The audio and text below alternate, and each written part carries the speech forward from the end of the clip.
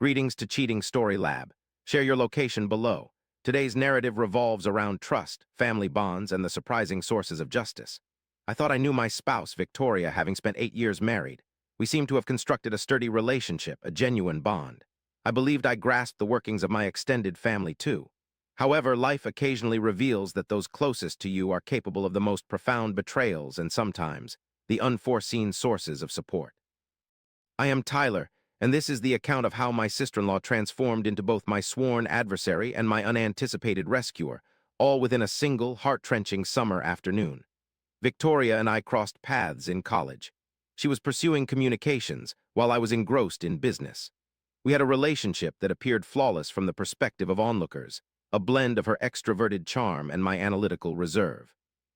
Following graduation, we relocated to her birthplace as she maintained strong ties with her family, particularly her sister Monica.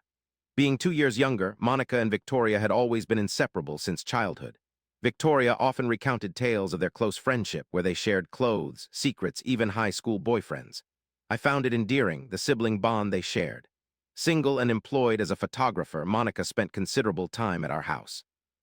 At times, it felt like I was in a relationship with both sisters. Victoria appeared content, so I acquiesced. However, about 6 months back, signs of disquiet emerged. Victoria began working late increasingly frequently, which I initially attributed to her new position at the marketing firm. Yet these late hours became routine. Upon returning home, she'd be drained and seldom spoke to me. She'd then retreat promptly into lengthy bathroom soaks. This prompted my vigilance. Her phone, previously left on the kitchen counter, was now consistently face down and unattended. She altered passwords for all her items. When I inquired about it casually, she mentioned the company enacted new security measures, claiming caution as her reason. The second alarming sign was her unexpected focus on her appearance.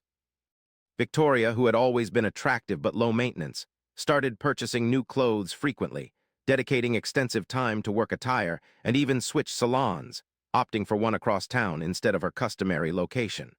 However, what truly troubled me was the change in her relationship with Monica, her longtime friend. The two sisters who had always been close seemed distant, displaying strained interactions. Monica would visit, but instead of their usual humor and chit-chat, there were awkward, tense conversations that ceased upon my entry.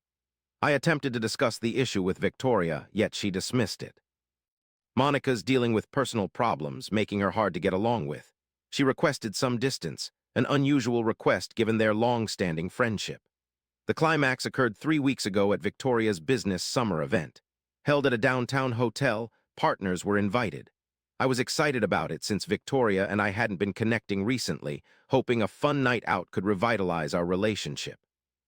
However, Victoria seemed unusually anxious about the party in an unexplainable way. She was indecisive about her attire, questioning if I still wished to attend, even suggesting I might be bored. Upon arrival, she appeared edgy, continually scanning the room. Introductions to her colleagues were made, but her behavior felt contrived. Then I encountered Kevin. Kevin, the new creative director and a 35-year-old divorcee, created an unsettling impression when Victoria introduced us. Their interaction held a certain tension that made my stomach knot up. Their interaction wasn't overtly inappropriate or tactile, yet there was a palpable intimacy in their prolonged eye contact that suggested hidden confidences. Throughout the night, I observed them independently, but they seemed mindful of each other's whereabouts. During dinner, Victoria sat opposite me, yet her frequent glances towards Kevin's table hinted at covert affection. Upon catching her discreetly smiling at one of his conversations with someone else, my suspicion grew. On our drive home, I inquired about Kevin. She responded casually, almost too much so. She described him as new, pleasant, competent at his job, but nothing more. However, her choice of words felt calculated, and that evening I struggled to sleep, dwelling on Victoria's behavior and the unsettling sense that our marriage was crumbling without my knowledge. The following morning, Monica phoned, eager to take Victoria out for lunch, billed as sisters spending time together. Victoria appeared uncharacteristically reserved. After planning to meet at a downtown restaurant and her departure that afternoon filled with apparent worry, she returned 3 hours later with a noticeably altered disposition. She was subdued, almost melancholic, and when inquired about lunch, she merely responded it was acceptable and retreated upstairs. Overhearing a phone conversation lasting more than an hour, I caught a glimpse of the call ending as I passed by the bedroom. That evening, Monica contacted me directly, which was out of the ordinary. She requested to visit and discuss something significant with both Victoria and me. Victoria appeared alarmed at my disclosure, attempting to deter the meeting, claiming Monica was exaggerating a family matter. However, Monica still arrived. She seemed edgy but resolute. Requesting a group seating, she revealed she had a sensitive topic to address. Victoria persistently interjected, suggesting a different approach or delay, but ultimately agreed to discuss the matter then and there. Ultimately, Monica faced me and disclosed, "Tyler, there's something you should be aware of regarding Victoria."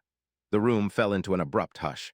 Victoria paled, began shaking her head at Monica, imploring, "Don't do this, please don't." But Monica persisted. She admitted that she had been grappling with this truth for months, torn between sisterly loyalty and moral conviction. She revealed that Victoria had been involved in an affair with Kevin from her workplace, a situation ongoing for over 4 months. Victoria instantaneously denied it, growing agitated, charging Monica with jealousy and attempting to sabotage her marriage. However, Monica wasn't done. She retrieved her phone and stated she possessed evidence. Apparently, during their lunch that day, Victoria had finally confessed everything to Monica. Feeling guilty and overwhelmed, she had needed someone to share her burden. Monica revealed to Victoria the details of their affair, explaining how Kevin pursued her following a work event, and initially, Victoria resisted but eventually consented. However, Monica hadn't informed Victoria about a crucial fact. She was recording their conversation. Monica admitted she began recording due to fear that Victoria might later deny having disclosed anything, and Monica wished to secure herself from potential repercussions. She anticipated that Victoria would likely end their friendship after hearing the truth, and Monica wanted proof of Victoria's confession. As Monica played the recording on her phone, I listened to my wife's voice describing her relationship with Kevin. She discussed how invigorating it felt, how Kevin stirred a sense of aliveness in her that she hadn't experienced for years. She acknowledged its immorality, but was unsure if she wanted it to end. She also mentioned that Kevin had been urging her to leave me. By then, Victoria was crying, pleading with me to halt the recording, claiming she was bewildered and emotional when she made those statements. Yet the recording continued, and I heard her chuckle about my lack of suspicion, even when she was being unfaithful. The most agonizing aspect of returning home late from her dates with Kevin was when she mentioned she'd been contemplating how to terminate our marriage without incurring significant financial losses. She had actually researched divorce lawyers and was planning to file first in an attempt to secure a more favorable settlement. As I listened to my wife's voice detailing the dismantling of our marriage, something within me shattered. Alongside the sorrow, a frigid, clear fury surfaced. She hadn't merely deceived me, she had meticulously planned it. Her intention was not only to betray me, but also to financially wound me while maintaining the facade of a harmonious relationship. After the recording concluded, Victoria implored me for forgiveness, stating she would promptly sever ties with Kevin and focus on salvaging our marriage. However, I was unable to meet her gaze. The woman I had adored for 8 years had transformed into a total stranger. I informed Monica I needed space to contemplate the situation and requested Victoria stay at Monica's temporarily. Victoria objected, but surprisingly, Monica supported me, asserting Victoria had made her decisions and was now accountable for their repercussions. Over the subsequent week, I consulted a divorce lawyer and began preparing for the dissolution of my marriage. Yet the recording continued to haunt me as it revealed Victoria's mockery of my obliviousness.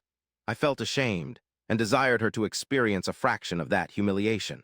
The chance presented itself during our annual family barbecue. Victoria's extended relatives would traditionally convene at her parents' residence each July: aunts, uncles, cousins, family friends. It was a significant event, and Victoria delighted in being the spotlight at these occasions. For quite some time, she had implored me to attend the barbecue, emphasizing that she wished to demonstrate to everyone that we were reconciling. She'd been informing her family about our difficulties, but asserting that we were resolute in mending our marriage. I consented to accompany her, yet I harbored an alternate scheme.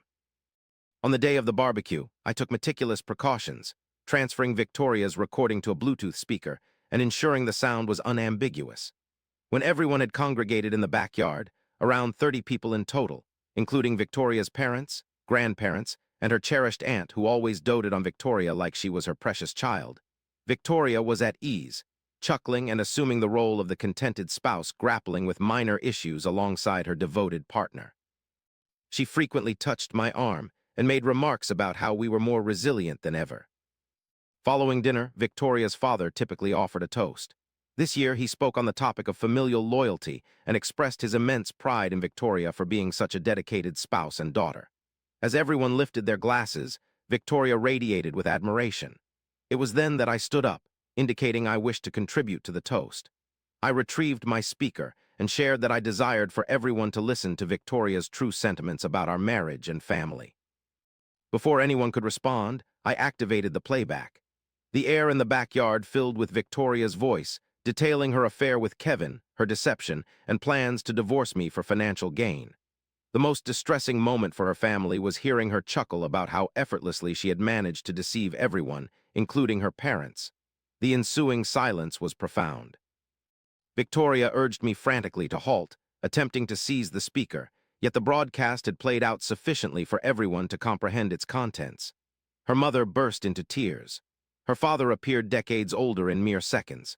Her grandmother, who'd long referred to Victoria as her flawless granddaughter, merely shook her head and retreated indoors.